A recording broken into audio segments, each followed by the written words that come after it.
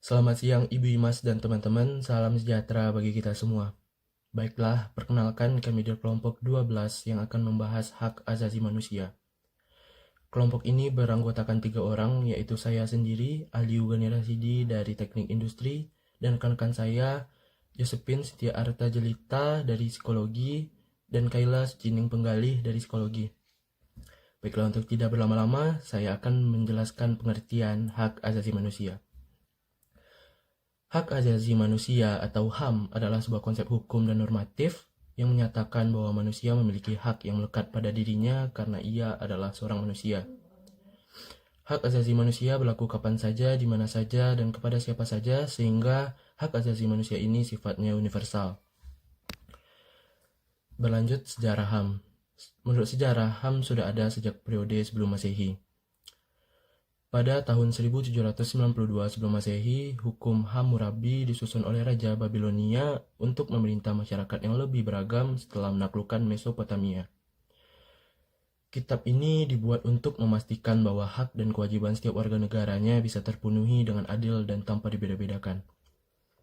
Berlanjut pada tahun 539 sebelum Masehi, Cyrus Agung yang merupakan pendiri Kekaisaran Achaemenid berhasil menjatuhkan kota Babel. Ia pun membebaskan setiap budak di sana untuk pulang dan memilih agama yang ingin mereka yakini. Titah yang dikeluarkan oleh Cyrus Agung ini kemudian dituliskan pada tanah liat yang dikenal sebagai Cyrus Cylinder, yang kemudian diakui sebagai piagam HAM pertama di dunia. Berlanjut pada masa kekhalifahan Islam sejak awal. Sejak awal Nabi Muhammad dalam dakwahnya selalu mengutuk segala bentuk kejahatan sosial. Rasulullah juga menekankan penghapusan perbudakan dan memperjuangkan hak-hak perempuan dan hak kaum minoritas. Nabi Muhammad juga memperjuangkan kesetaraan umat melalui Piagam Madinah atau Konstitusi Madinah. Piagam Madinah adalah dokumen yang disusun oleh Nabi Muhammad SAW pada tahun 622, yang merupakan suatu perjanjian dengan semua suku-suku dan kaum-kaum penting di Yastrib. Berlanjut, Magna Carta. Piagam perjanjian antara Raja John dari Inggris dan para bangsawan disebut Magna Carta. Isinya adalah pemberian jaminan kepada dan hak oleh raja kepada bangsawan beserta keturunannya, seperti hak untuk tidak dipenjarakan tanpa adanya pemeriksaan pengadilan. Jaminan itu diberikan sebagai alasan atas bantuan biaya pemerintahan yang telah diberikan oleh para bangsawan. Sejak saat itu, jaminan hak tersebut berkembang dan menjadi bagian dari sistem konstitusional Inggris. Lanjut, Revolusi Amerika pada tahun 1776. Perang kemerdekaan rakyat Amerika Serikat saat melawan penjajahan Inggris disebut Revolusi Amerika. Deklarasi kemerdekaan dan Amerika Serikat menjadi negara merdeka pada tanggal 4 Juli 1776, yang merupakan hasil dari revolusi tersebut.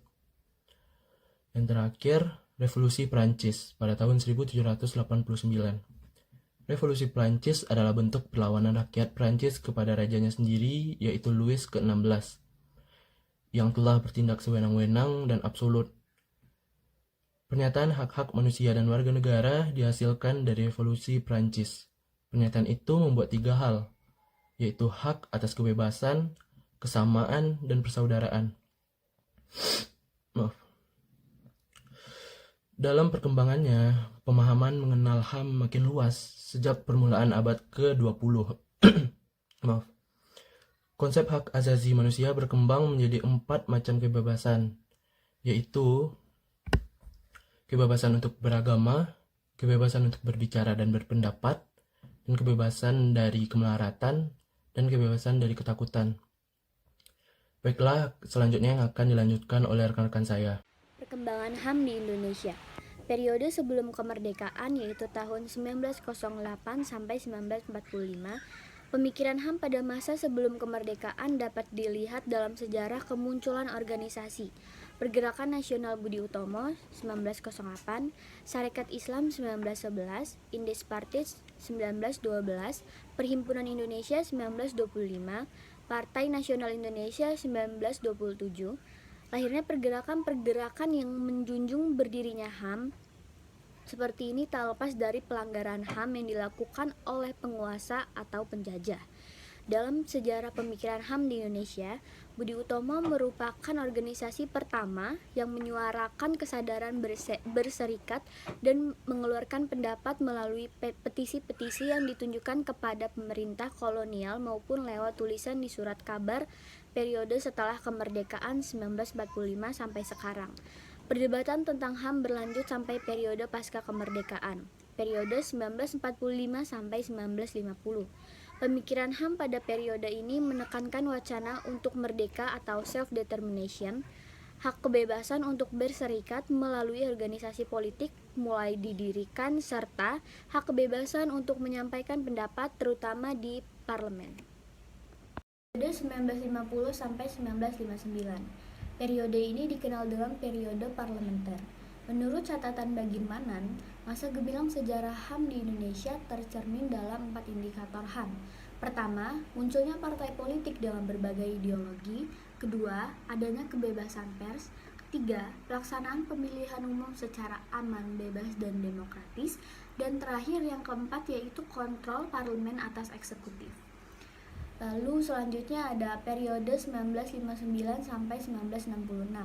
Periode ini merupakan masa berakhirnya demokrasi liberal dan digantikan dengan demokrasi terpimpin yang terpusat pada kekuasaan Presiden Soekarno.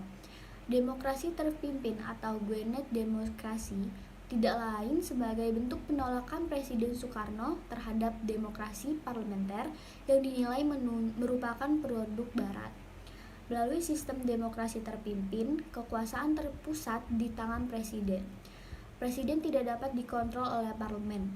Sebaliknya, parlemen dikendalikan oleh presiden. Kekuasaan Presiden Soekarno bersifat absolut, bahkan dinobatkan sebagai presiden seumur hidup.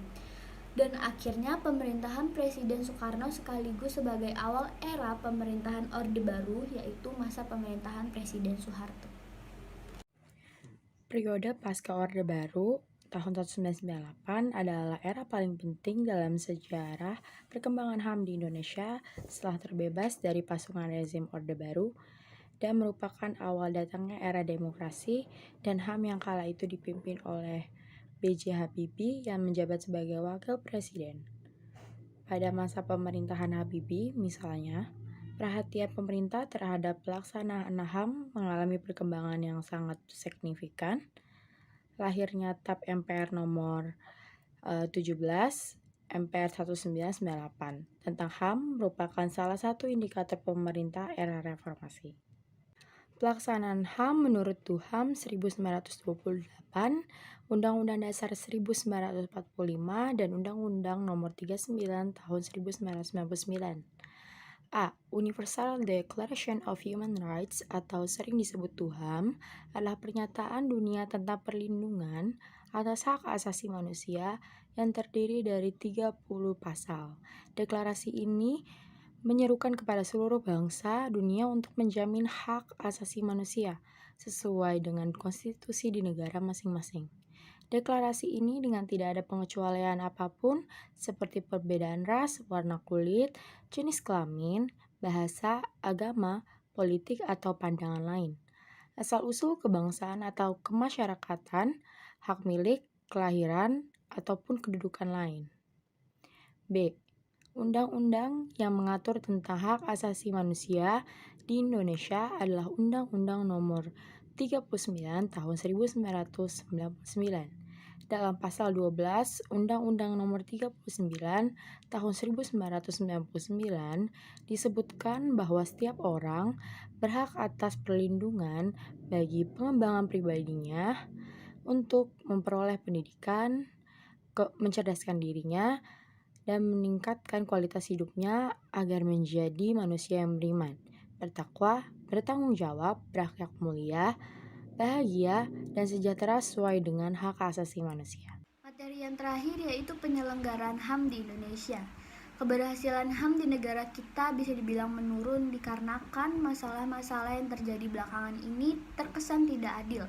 Pandangan rakyat Indonesia banyak yang mengeluhkan soal keputusan pengadilan dan penjatuhan hukuman yang tidak sesuai dengan oknum-oknum dan petinggi-petinggi yang tidak bertanggung jawab di negara kita ini.